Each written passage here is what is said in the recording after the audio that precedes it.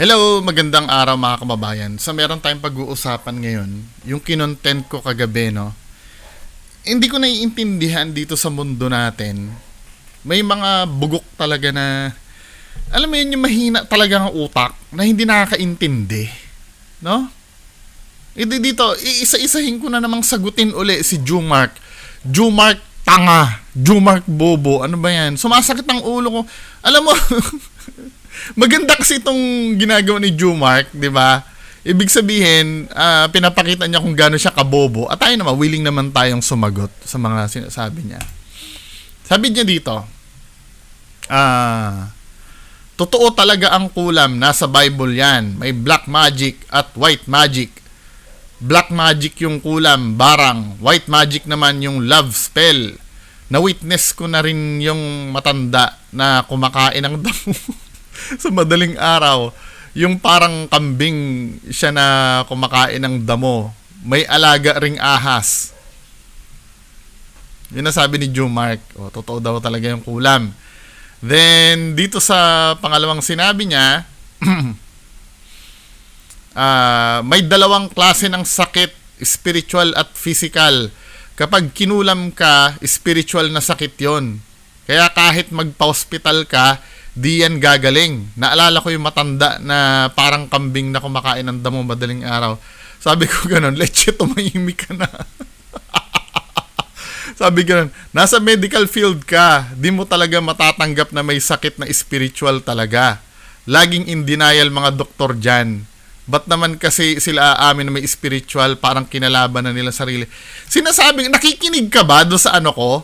Doon sa sinasabi ko kagabi? O hindi? Di ba sinabi kong ganon, apat sa mga kapatid ko pharmacist, nanay ko pharmacist din. Di ba? Tatay ko medtech. Naniniwala dyan. However kasi, Jumark, ang sinasabi ko, hanggat maaari, magpatingin ka muna sa professionals, alam mo kung bakit. 'Di ba? O hindi, pagpatuloy muna natin yung sinasabi ni Jumark dito. It just shows how close-minded you are sa mga ganitong usapan, how pathetic. Sabi niya gano'n. Hindi ka siguro naniniwala sa mga sanibaha kasi ako, I don't give a fuck. 'Di ba? May nilalagay siya sa bibig ko na hindi ko naman sinabi. Yung pagsanib-sanib na yan, si Jesus Christ nga, di ba? Nagpataboy ng sanib. Di ba? Ibig sabihin, fact yun. Wag mo akong bigyan ng isang bagay na hindi ko sinabi. Di ba? Tas close-minded daw ako. Paano ako naging close-minded? Sinasabi ko lang sa inyo yung totoo. Tapos ito pa yung, ito pa yung sinabi niya, yung bandang huli. Sana ba yun? Si Bea Santiago ba yun? I don't know kung sino yun. Yung sabi niya dito, nasa Bible pero hindi naniniwala sa witchcraft.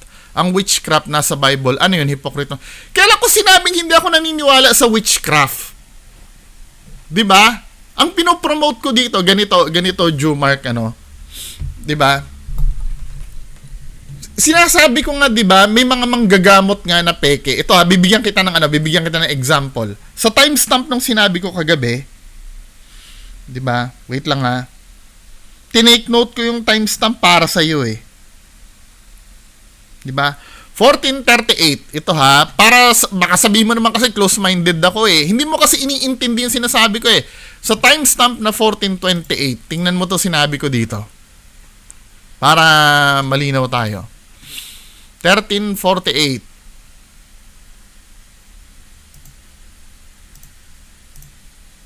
Nung una hindi ma-diagnose Yung pala na-determine nagming tea sa kidney dahil nag-gym siya, panayang inom niya ng slimming tea. 'Di ba? No. 1438 pala, sorry. 1438. Huwag maniwala dyan. Pwede kayong kumonsulta doon, pero huwag niyong kakalimutan bumalik pa rin sa doktor. 'Di ba? Yun ang sinasabi ko dito, tanga ka ba? Hindi ko naman kayo pinagbabawalan na huwag maniwala dyan. Pwede kayong kumonsulta doon, pero huwag niyong kakalimutan bumalik pa rin sa doktor. 'Di ba? Pagsabayin niyo na lang. tandaan nyo ha, tandaan nyo mga kababayan ko. 'Di ba? Mawalang galang na po doon sa mga naniniwala sa mga albularyo, sa mga ano. Kung tatanungin niyo ako, uulitin ko po, hindi ko po alam kung totoo 'yan. No, hindi ko nga alam, 'di ba? Kailan ko sinabi hindi totoo 'yan? 'Di ba hindi ko alam? Kasi nga, alam mo Jumark, hindi natin madidetermine nga tatanggapin mo ba may mga peking manggagamot?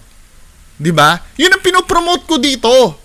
Tandaan mo ha, ang doktor, kaya mong malaman kung totoo o hindi. I-check mo sa PRC kung may license sila. Sa mga manggagamot, paano mo madidetermine kung totoo o hindi yung manggagamot? Alam mo? Alam mo kung totoo o hindi? Ginagamit ko yung Bible verse eh. Kapag nga nagpapabayad yan, hindi totoo yan. Nasusulat naman yun eh. Ibig sabihin, tinan mo ha, dito sa Bible verse na to, papakita ko sa iyo, Jumark ha, para maintindihan mo yung sinasabi ko. 'Di ba? Dito na naman tayo, nabubwisit ako dito kay Jumark eh. Ginagawang tanga yung sarili eh. 'Di ba? Doon sa ano 'yan? Bible verse yun, nakakalimutan ko na. Sa Mateo, ano siya? Wait lang ha, naglo-load pa yung ano ko dito.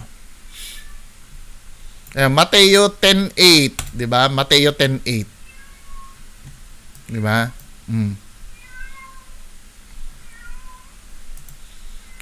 Ang mga may sakit ay inyong pagalingin, ang mga patay ay inyong buhayin, 'di ba? Nakalagay pa nga dito, at ang mga demonyo ay inyong palayasin. 'Di ba? So meaning totoo talagang may mga ganyan. 'Di ba? Kasi nga binigay ng Diyos yung power na yan eh. 'Di ba, men? Binigay ng Diyos yung power na yan, pero never sinabi ng Diyos na tinan mo yung sinabi mo ditong kagaguhan. 'Di ba? Tinan mo yung sinabi mo ditong kagaguhan, makinig ka sa akin ha. Ito lang yung mga kapangyarihan na binigay ng Diyos. 'Di ba? Yan yung mga kapangyarihan na binigay ng Diyos. Andyan ba yung yung mga spell na sinasabi mo? Katulad nito, nakalagay dito. May white magic ka pa sinasabi dito eh. Tama ha? Black magic at white magic, sabi mo. White magic, yung kulam, white magic naman, yung love spell. Putang ina, kailan ba naging white magic ang love spell? Gayuma to, di ba? Ibig sabihin, ina-alter mo yung mentality ng tao. Ba't mo ko kontrolin? Diyos nga hindi makontrol kung anong gagawin ng tao eh. May free will ang tao kung sino gusto niyang ibigin. Kung gagawa siya ng tama o mali. Diyos nga, hindi pinakikialaman yan eh. Tapos ikaw magla-love spell ka? Paano naging white magic yun? Di ba? Ano ba yung, tingnan nga natin yung, yung, casting of spells na yan sa Bible. Gago pala to eh. Ginagawang tanga yung sarili para maigiit yung gusto. Casting of spell. Jumarco, makinig.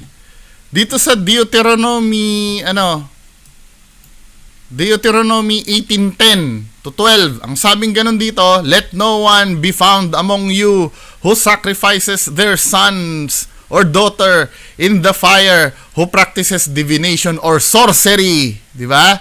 Interprets omens, di ba? Yung mga manghuhula to, engages in witchcraft, di ba?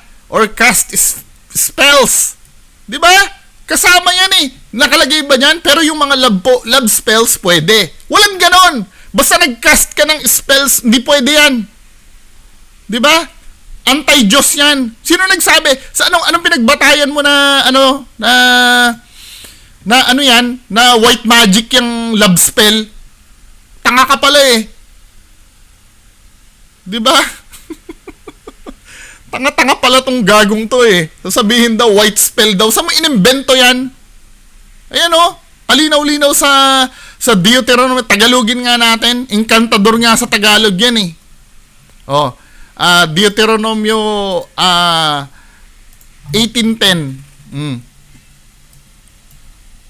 Nakalagay dito, wag makasumpong sa inyo ang sinumang nagpaparaan sa apoy ng kanyang lalaki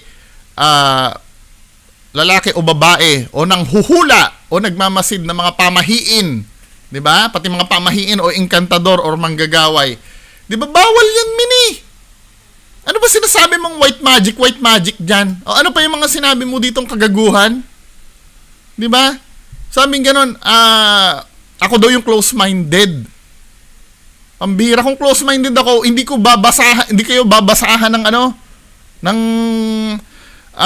Bible verse. Sabi niya dito ako nag-init ng ulo eh. Nagbabasa daw ng Bible pero hindi naniniwala sa witchcraft. Nasa Bible yon, 'di ba? Kaya nga hindi ako naniniwala sa witchcraft eh. Kasi nga nasa Bible eh. Bawal eh. Ba't ako maniniwala sa bawal? Demonyo. Nasa Bible. Maniniwala ka sa demonyo? 'Di ba? Kaya nga ang utos dito. 'Di ba? Tingnan mo utos dito. Huwag kang makasumpong sa inyo. Huwag kang makasumpong. Oh, sa English, ano ba sa English niyan? Deuteronomy 18:10. Hindi ba? Pinagbabawal ngang maniwala dyan eh. Let there not be found among you anyone who causes their son, blah blah blah blah blah. Diba? Tapos sa Mateo 24:24. Mateo 24:24. Ito yung madalas kong paulit-ulit na lang tayo dito. Ginagawa natin tanga eh. Ang sarili natin eh. Oh, Mateo 24:24. Hindi naman ito usapin ng fake o hindi. Ang usapin dito kung sa Diyos ba talaga yan o hindi. Huwag kayo maniniwala dyan kung nagpapabayad yan dahil hindi sa Diyos yan. Kasi nga, nakalagay dito sa Mateo 24:24, sapagkat may lilitaw na mga huwad na Kristo. O, nasa Bible yung mga huwad na Kristo, ibig mo sabihin, maniniwala ka sa mga huwad na Kristo? Diba? Huwad na propeta, paniniwalaan mo? Nasa Bible yan. Pero ang utos, huwag paniwalaan. Magpapakita kasi sila ng mga kamangahamanghang himala at mga kababalaghan upang iligaw kung maaari maging mga hinirang ng Diyos. Diba? Nakalagay sa Bible yan. Meron naman talagang lilitaw talaga na ganyan. Ang tanong kasi dito, sa Diyos ba yung mga yan? Ikaw nga sinabi mo, white magic eh. Love spell, white magic. Ang Diyos nga hindi nga makontrol ang natin eh. Ang free will eh. 'Di ba? Dahil mahal tayo ng Diyos, binigyan tayo ng free will. Tapos ikaw, love spell? Ano ba ang ginagawa na love spell? Gayuma 'yun, 'di ba? Mamagikin mo yung tao para mahalin mo yung Diyos nga, hindi niya nga mamagic ang pag-iisip ng tao para mahalin siya eh. Kung gusto magpakasama ng tao, gagawin ng tao eh. Hindi niya mababawi yung free will na binigay niya eh. Nagigets mo o hindi? Tapos sasabihin mo, love spell? Tanga? Gago? May mga gagong tao na ganyan. Na ipipilit pa rin talaga. Fan na fan kasi yan ni Jay Costura. Diba? Kung makikita mo dito sa niya, pero nakalagay sa Bible, wala. Kababasa ko lang, diba? Yung manghuhula. Diba? Kababasa lang natin, manghuhula. Bakit ikaw naniniwala kay Jay Costura, pinagtatanggol mo? Gago! Pakatanga mo talagang gago ka. Diba?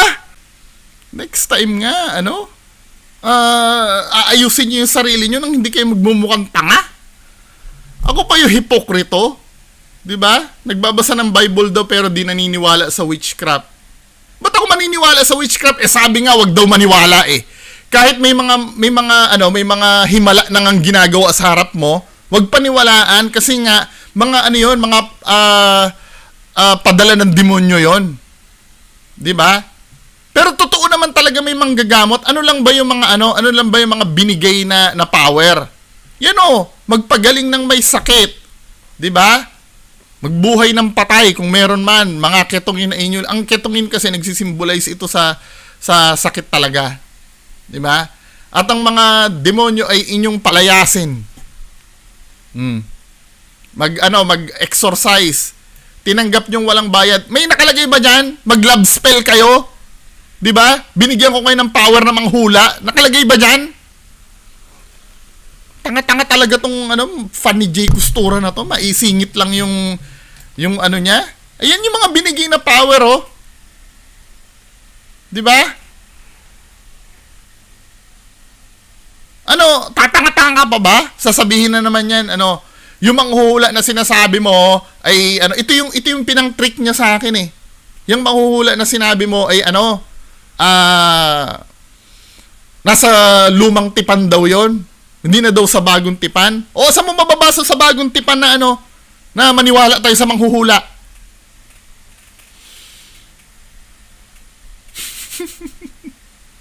Papaniwalaan kita na maniwala tayo kay J. Costura kung mababasa mo sa bagong tipan na pwede nang maniwala sa manghuhula.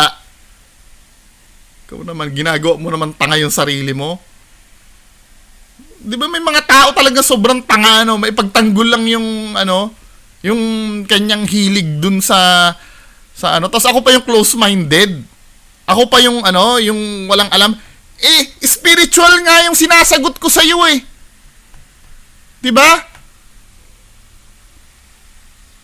Kasi dito sa mga part na to, hindi na to usapin ng peke o hindi eh.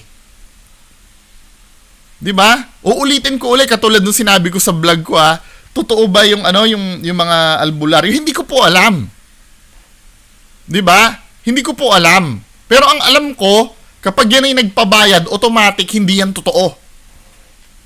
Hindi yan totoo in the sense na yung sinasabi nila na na yan ay galing sa Diyos. Kasi nga nandito nga ipinamigay, tinanggap nyong walang bayad, yung power na yan, ipamigay nyo din na walang bayad.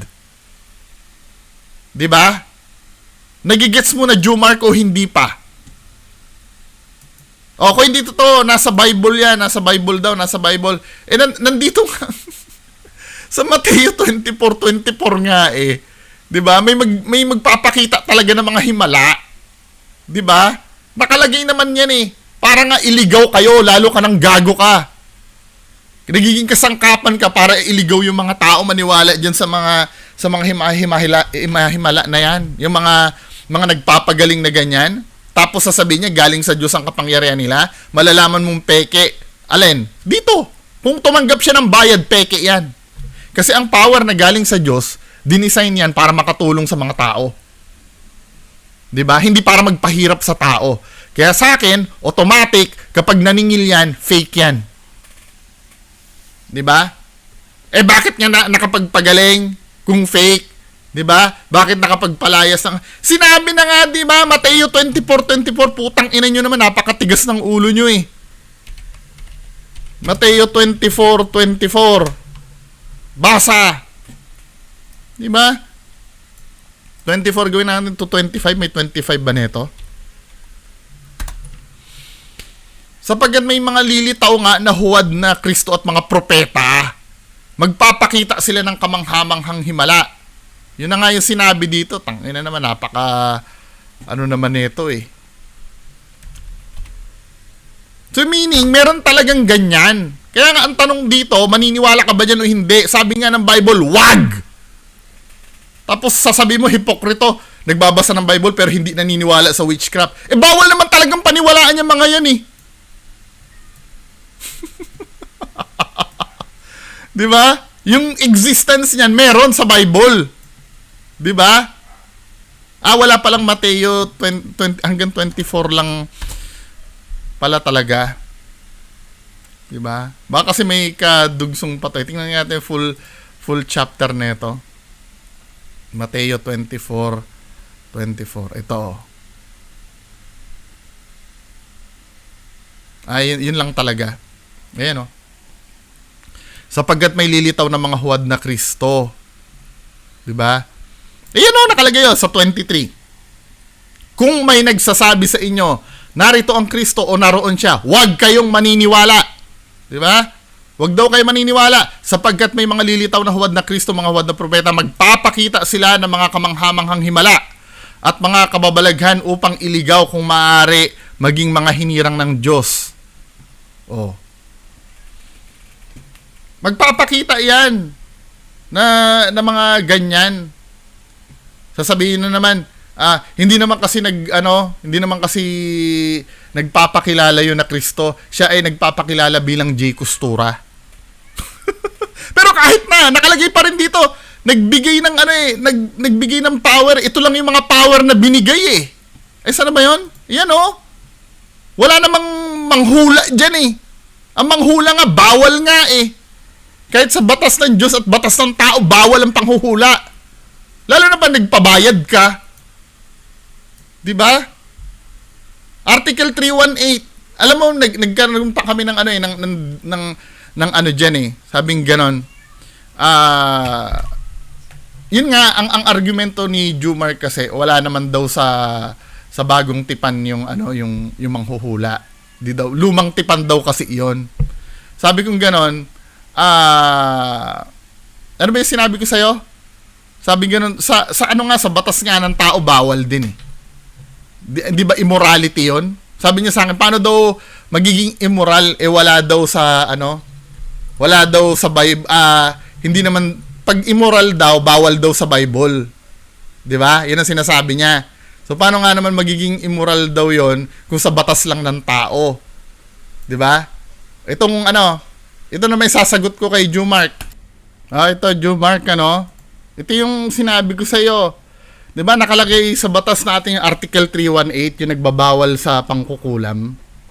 Di ba? Ay, pangkukulam. Sa panghuhula. Di ba? O kasama ng pangkukulam dun eh. Nakalagay kasi sa Romans 13:1, 'di ba? Everyone must submit himself to the governing authorities.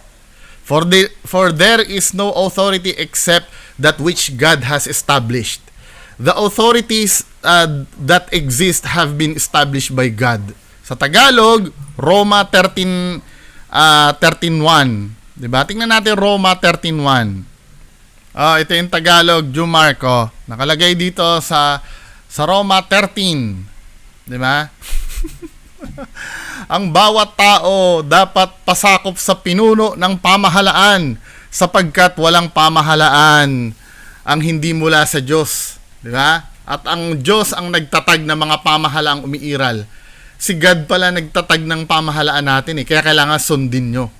Di ba? Ngayon may tanong si Jumark naman, na ano, bakit ano, yung may mga batas na ginagawa na nagli-legalize sa prostitution, which is immoral daw. 'Di ba? Tama nga naman 'yon, yung sinabi ni Jumark. Kaya lang, 'di ba, ano yun eh, dahil ginawa ng Diyos itong pamahalaan na to, may purpose si God kung bakit ano, pinahintulutan 'yon. Kasi kung ayaw niya talagang magiging batas 'yon, hindi niya pahintulutan 'yon ayon dito. 'Di ba? Yung dahilan noon, hindi ko alam. Kasi nakalagay dito ha, pakinggan mo itong ano, itong kawikaan, ano, Proverbs 30. Dito sa Proverbs 21:30, ang sabi dito, human wisdom, brilliance, insight, they are of no help if the Lord is against you. 'Di ba? Kahit anong talino mo, 'di ba? Kahit anong ano mo, hindi ka magmamatch sa Diyos. Kaya kung tatanungin mo ako, bakit pinapayagan ng Diyos na ano, na illegalize ang marijuana, illegalize ang prostitution? Abay, hindi ko alam. Siya yung tanungin mo. Basta ang importante dito, yung pinapatupad ng batas, sundin mo. Yun ang sabi ng Diyos. 'Di ba? Huwag ka na mag-question. Huwag mong questionin yung decision ng Diyos. 'Di ba? Tao ka lang, sumunod ka. Kung sinabing bawal ang panghuhula dito sa Pilipinas, 'di ba? Bawal ang fortune telling. Actually, kahit sa Amerika din yata may batas niyan eh. 'Di ba? Bawal ang fortune telling na naniningil, 'di ba? Sundin mo. Wala nang tanong-tanong. Kasi nga nakalagay dito, 'di ba? Ang Diyos ang nagtatag ng mga pamahalaang umiiral, kaya sumunod ka. Kung dedebatihin mo ko na bakit may mga ganitong batas na nakakasama, tanungin mo yung Diyos, bakit pinahintulutan niya yon? Wag sa akin. Hindi ko alam ang sagot. Di ba? Tapos dito ni-refresh ko, meron na naman banat si Jumark. Di ba? Ito, sabi niyang ganon.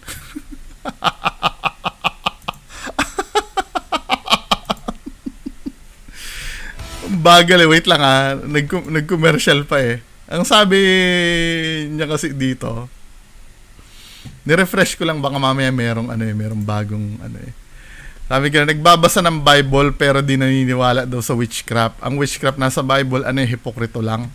Sabi ko, kailan ko sinabing hindi ako naniniwala? Makinig ka sa sinabi ko, tanga, comprehend mo please. Nagmamakaawa ako, pakirewind at comprehend. Ikaw ang naniniwala kay Jay Costura pero naniniwala sa Diyos. What the fuck? Sabi ko ganon. Sabi niyang ganon. Pero alam mong nasa Bible yung kulam, pero doubtful ka. Talagang doubtful ako. Sabi nga, wag paniwalaan daw eh. Di ba? Wag paniwalaan daw. Yung hindi naman existent, sinabi mo dito oh. Sige, mali yung term ko. Dapat doubtful ang sinabi ko. Binanggit sa Bible ang sorcery pero skeptical ka. Nasa Exodus yun, basahin mo, nagbasa ka ng Bible pag nagpaliwanag ka, di ba? Pero yung sinabi sa Exodus about black magic, skeptical ka. Wait, sabi kong ganon. Parang may binura ka dito. Kasi parang may mini-mention ka ditong existence ng ng witchcraft eh. 'Di ba? Parang may binura ka dito kasi may nakita ako talaga dito, kulang itong comment mo dito. May binura ka ba? Kasi may sinasabi ka, parang pinalilitaw mo, hindi ako naniniwala sa existence. Hindi naman existence ang pinag-uusapan eh. Yung mga Bible verse nga na sinabi ko before, nasabi na yung witchcraft na yan. Diba? Anak ng patola, hindi existence ang pinag-uusapan dito. Inutos ng Diyos na wag maniwala sa ganyan. Wag sumangguni. Diba? Tapos pipilitin mo, kailangan maniwala. Paano ako naging hipokrito nun?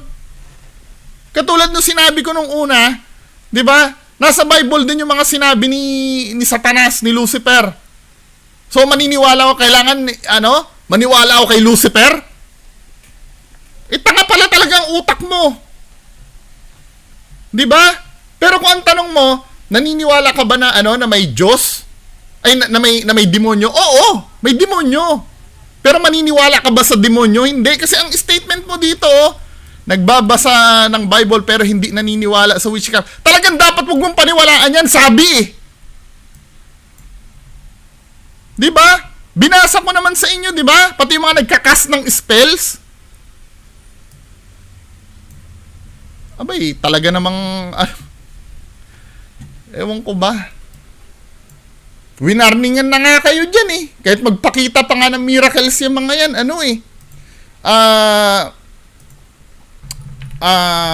wag nyo talagang paniwalaan dahil ililigaw kayo ng mga yan. 'Di ba? Yung existence yan, oo, naniniwala ako nag-i-exist ayon sa Bible. Pero yung mga manggagamot na nagpapakonsulta, sinabi ko, 'di ba? Ang sabi ko dito, hindi ko alam kung totoo. Kasi wala naman tayong para malaman kung totoo yung mga albularyo na yan eh. 'Di ba? Ang tanging alam ko lang na totoo yung yung albularyo kapag hindi naniningil. Halos lahat naniningil. So hindi ko alam kung totoo 'yan. At kung totoo man 'yan, hindi sa Diyos 'yan. 100%. 'Di ba? At tandaan nyo, pag hindi sa Diyos ang nagpagaling sa inyo, may kapalit yan. Maniwala kayo sa akin. 'Di ba? Kahit nga devil nagpapanggap na angel eh. Yan ang gawain ng devil, lagi may kapalit yan pagka nagbigay ng pabor sa inyo. 'Di ba? Even si Jesus Christ nga, 'di ba? Nung tinukso siya ng devil, o basahin mo to dito sa Matthew 4:8, 'di ba? Nakalagay dito, again, the devil took him up on an exceedingly high mountain and showed him all the kingdoms of the world and their glory, and said to him, all of this I will give you if you will fall down and worship me. 'Di ba? May kapalit. Sambahin mo lang ako, sa iyo lahat ito mapupunta to. Ang Diyos ba ganyan? 'Di ba? Kaya pagka ang devil, pag may inoffer yan or may kapalit yan always. Maniwala ka sa akin. Pagka ang power ay galing sa Diyos, walang hihingin yan. Nababasa naman, 'di ba? Na pinag-utos niya, ibinigay na walang bayad, ipamahagi nyo ng walang bayad? Yun ang sabi sa Bible eh. Ang tigas pa rin ba ng ng ulo nyo? Ay hindi, yung marami na pagaling ika yon, ay yun ay talagang sa Diyos. O nakalagay nga dito sa ikalawang Korinto 11:14, hindi ka taka-taka sapagkat si Satanas man ay nagpapanggap na isang anghel ng liwanag. 'Di ba trabaho ng yan? Trabaho ng devil talaga magpanggap. 'Di ba? Yung mga nagpapanggap diyan na kung sino-sino. 'Di ba? Mahahalata mo na mga fake yan eh kapag laging may kapalit. 'Di ba? Laging may kapalit ang ginagawa. 'Yun ang tatandaan niyo mga kababayan ko. Yan ang may mga nagsabi, hindi, donation lang naman. Bakit may donation box yan? 'Di ba? Ini-expect niya talaga na may maghuhulog dun sa donation box niya. Dahil kung hindi nag-expect yan ng kapalit, walang donation box yan. Yung mga manggagamot. 'Di ba? Manggagamot ang pinag-uusapan, ha? Huwag tatanga-tanga. Baka sabihin niyo, bakit ikay sa simbahan may ba? Iba yung doon, iba yung doon. May utos na naman doon. Sige na nga. Para kasi mamaya may bugok na naman na magsasabi, baka mamaya sabihin na naman Jumark, bakit ikaiba nga simbahan nagdudonasyon? O basa. Basa. Ito yung patunay na pinahihintulutan ang mangolekta pagdating sa templo. Yung templo, yun yung parang simbahan sa kanila, di ba? Ito, sa talata ng Marcos 12:41-44, naupo si Jesus sa tapat ng hulugan ng mga kaloob sa templo. May donation box sa templo. At pinagmasdan ang mga naghulog ng salapi. Napansin niyang maraming mayayaman na ang naghuhulog ng malalaking halaga. Lumapit naman ang isang biyudang dukha at naghulog ng 2 salaping tanso. Tinawag ni Jesus ang kanyang mga alagad at sinabi sa kanila, "Sinasabi ko sa inyo, ang inihandog ng biyudang iyon ay higit na marami kaysa sa inihulog nilang lahat, sapagkat ang lahat ay nagkaloob ng bahagi lamang ng kanilang kayamanan. Ngunit ang ibinigay ng babaeng iyon, bagamat siya ay dukha, ay ang buo niyang ikinabubuhay." Ibig sabihin, legal ang mag-donate sa mga templo, mga kapilya, kung ano man yung religion nyo. Pero doon sa mga panggagamot na yan, na supposed to be nakakatulong, bawal maningil yan. Kasi may nakikita ko na naman, umuusok na naman ang ilong ni Jumark na, donasyon bakit sa simbahan, di ba? Tanga yan si Jumark eh. Tanga! Na-predict ko na yung sasabihin mo bago mo palang sabihin. Di ba, men? Kaya sinasabi mo dito, come on. Di ba? Kahit anong gawin mo, mali ang ginagawa ni Jay Costura. Kahit anong justifications mo na nakakatulong yan o hindi, mali yan kasi hindi yan nakasulat sa Bible na dapat nating sanggunian. Di ba? Walang nakasulat sa Bible na dapat sumangguni kayo sa manghuhula. Bagamat ang mababasa natin sa Bible, iwasan nyo yan. Yung mga ganyan. Huwag matigas ang ulo. Please lang. So, yan lang po muna. Maraming salamat. Bye-bye.